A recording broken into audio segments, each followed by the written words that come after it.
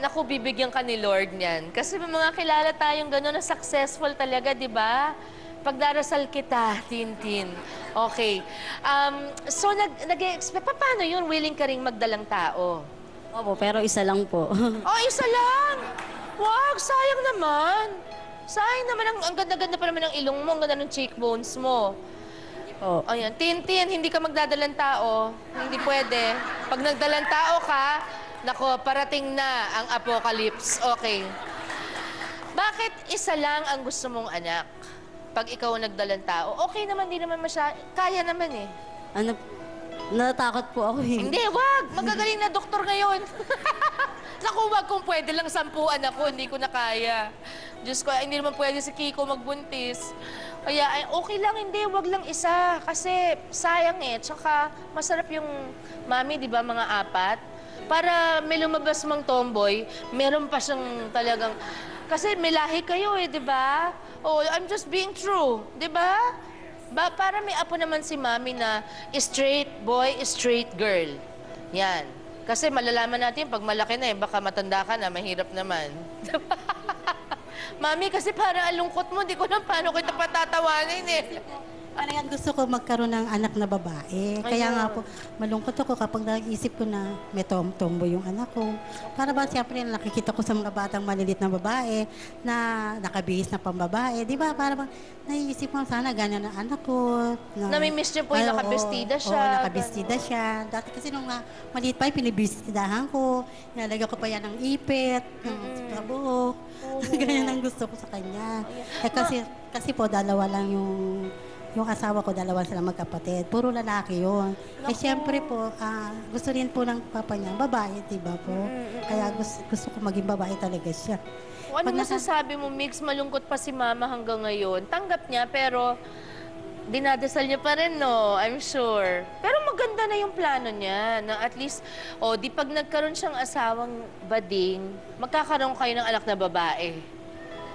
Diba? Miski paano? Hap-hap. Ganon. Eto naman, Mami. Kasi po, nalaman namin na isa sa mga talagang gusto nyong matupad. At sinasabi nyo nga po, ang isa sa mga wish ninyo, ang makita ulit na nakadamit na pambabae si Migs. Ang hirap naman po kasi nakita naman natin yung kanyang type na get up, di po ba? Kaya naman may sorpresa po siya. Mami, naku, sana magustuhan nyo kasi po, in fairness kay Migs, talaga pong nag-effort siya dito. Lalo na po, Mami, at na-experience ko na po yan ang maging tomboy sa Jack and Jill. At nagka-crush po sa akin pati mga dancer ko sa Bicor nung araw. Ayan. So, eto ho, gusto ko lang makita ang itsura rin ni Migs. Na? Eto po ang BTR. Panoorin natin ang effort niya.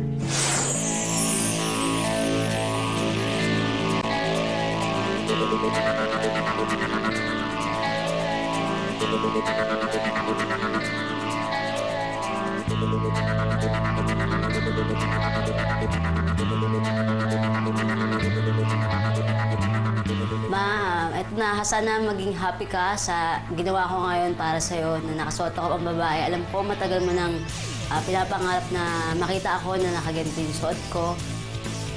Sorry nga pala kasi naging ganito ngayon naging ganito yung pagkatao ko, naging lesbian ako. Pero thank you kasi tinanggap mo pa rin ako, nirespeto mo kung saan ako nagiging masaya. I love you again. Thank you. Ang masasabi ko lang, napakagandang babae talaga ni Migs. Ano, Mami? Bukod po sa surpresang makeover na ito, may regalo pang nais ibigay sa inyong anak. Migs? Ito po, Ma, para sa'yo. Yan, habang binubuksan ni Mami, naku, sige po, Sana Mami, magustuhan pakibuksan mo. lang po. Kanina, Migs, pinapanood natin yung BTR, parang pinagmamalisahan ka ni Tintin, eh. Why not? Migs, talong ko lang. May chance.